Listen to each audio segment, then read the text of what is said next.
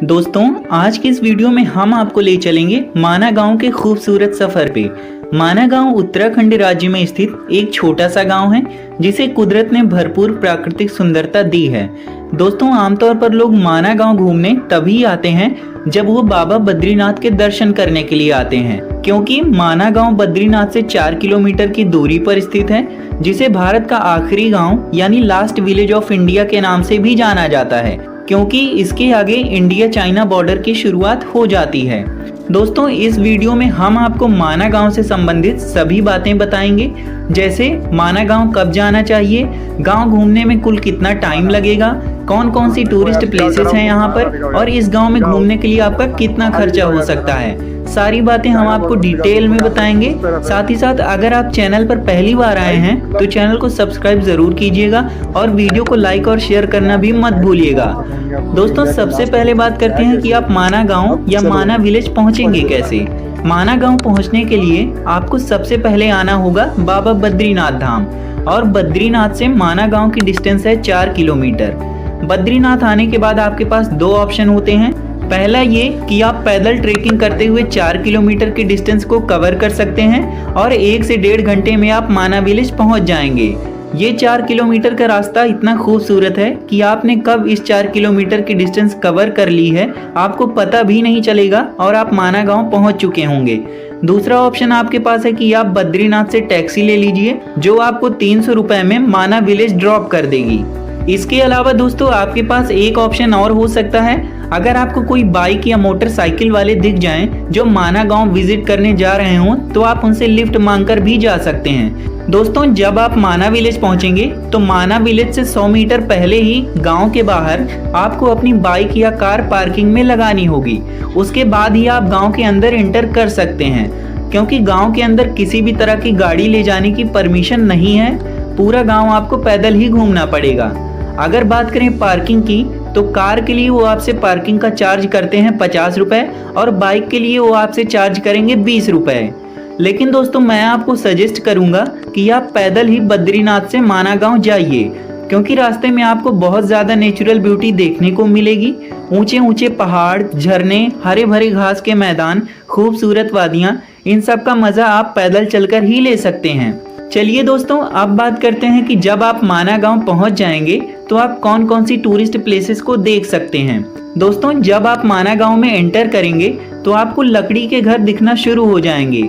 इस गांव में सिर्फ 60 घर ही बने हैं, जिनमें से लगभग ज़्यादातर घर लकड़ी के बने हैं और महज 200 लोगों का बसेरा है यहाँ पर। माना गांव में एंटर करने के बाद जब आप 200 से 300 मीटर चलेंगे तो उसके बाद आपको दो रास्ते मिलेंगे, एक लेफ्ट साइड में और एक राइट साइड में। लेफ्ट वाले रास्ते से आप भीम पुल, सरस्वती धाम और केशव प्रयाग पहुंच सकते हैं। वहीं अगर आप राइट वाले रास्ते से जाते हैं तो आप गणेश गुफा और व्यास गुफा पहुंच सकते हैं। तो आप दोनों में से कोई भी रास्ता चूज कर सकते हैं और आगे जाकर ये दोनों रास्ते मिल भी जाते हैं। तो चलिए दोस्तों, अब हम आपको ले चलते हैं लेफ्ट साइड वाले रास्ते से।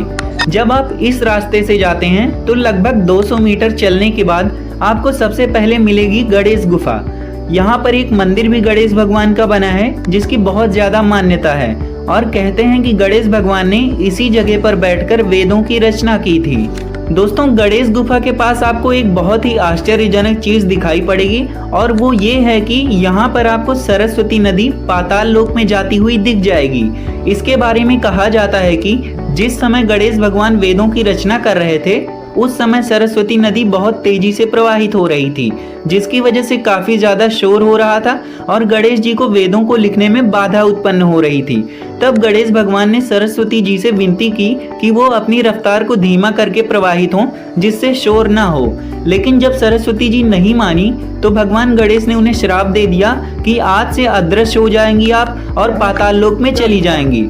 और दोस्तों, यहीं पर सरस्वती नदी पाताल लोक में चली जाती है और इसके आगे वो कहीं भी आपको नहीं दिखाई देगी। गणेश गुफा से कुछ कदम चलकर जब आप आगे जाएंगे तो आपको मिलेगी व्यास गुफा।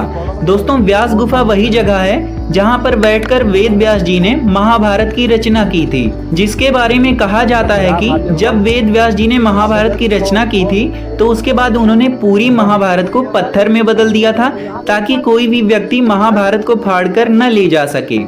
दोस्तों जब आप व्यास गुफा से चलकर कुछ कदम आगे जाएंगे तो आपको मिलेगा भीम पुल, जिसे स्वर्ग जाने का रास्ता भी कहा जाता है। भीम पुल के बारे में कहा जाता है कि जिस समय पांडव स्वर्ग जा रहे थे तब उनके रास्ते में सरस्वती नदी प्रवाहित हो रही थी, जिसके बाद पांडवों ने सरस्वती जी से रास्ता मांगा और जब उन्होंने रास्ता नहीं दिया तब भीम क्रोधित हो गए और उन्होंने पत्थर के विशाल खंड को सरस्वती नदी के ऊपर रख दिया, जिससे पुल का निर्माण हुआ और पांडव इसी रास्ते से स्वर्ग को चले गए, जिसे आज भीम पुल के नाम से जाना जाता है।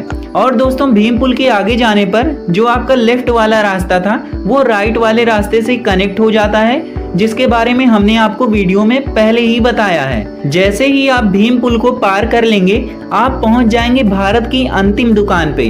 दोस्तों ये चाय की दुकान बहुत ही फेमस है और जो भी लोग माना विलेज आते हैं वो यहाँ पर जरूर आते हैं। यहाँ पर आप फोटो क्लिक करवाना बिल्कुल ना भूलें। अगर आप यहाँ इंडियन फ्लैग के साथ फोटो क्लिक करवाना चाहते हैं तो वो आपसे 10 रुपए लेंगे और आपको तिरंगा दे देंगे, जिसको लेकर आप फोटो क्लिक करवा सकते हैं। यहाँ पर आपको नॉर्मल चाय और तुलसी नींबू की स्पेशल चाय मिल जाएगी 20 रुपए में। साथ ही साथ आप यहाँ पर स्नैक्स, समोसे, पूरी सब्जी भी खा सकते हैं। इसके अलावा दोस्तों अगर आप चाहें तो यहाँ से 5 किलोमीटर की दूरी पर वसुधारा वाटरफॉल्स है, जहाँ पर आप ट्रेकिंग करके जा सकते हैं। वसुधारा वाटरफॉल के बारे में कहा जाता है जिन लोगों के मन में पाप होता है उनके ऊपर झरने के पानी की छींटें नहीं पड़ती हैं, केवल पवित्र और सज्जन लोगों के ऊपर ही जल की बूंदें गिरती हैं। इसके अलावा दोस्तों अगर आप इंडिया चाइना बॉर्डर देखना चाहते हैं तो उसके लिए रास्ता माना विलेज से एंटर करने से पहले ही चला जाता है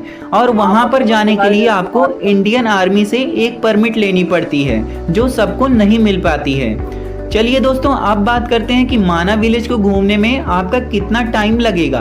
दोस्तों आपको बता दें कि माना विलेज सिर्फ 6 महीने ही खुला रहता है, मई से लेकर अक्टूबर तक, क्योंकि बाकी महीनों में यहाँ काफी बर्फ पड़ती है और रास्ते बंद हो जाते हैं और यहाँ के जो निवासी हैं वो भी गांव को छोड़कर अपने दूसरे गांव में चले जाते हैं, वहाँ भी उन्होंने घर बना रखे हैं। तो दोस्तों अगर आप माना विलेज को देखना चाहते हैं, घूमना चाहते हैं तो आप मई से लेकर अक्टूबर के बीच में आइए। अगर आप बद्रीनाथ से 8-9 बजे मॉर्निंग में निकलते हैं तो आप लगभग 10 बजे तक माना विलेज पहुंच जाएंगे और इस पूरे गांव को आप 4 से 5 घंटे में पूरा घूम लेंगे और उसके बाद आप शाम 6 बजे तक फिर बद्रीनाथ आ जाइए और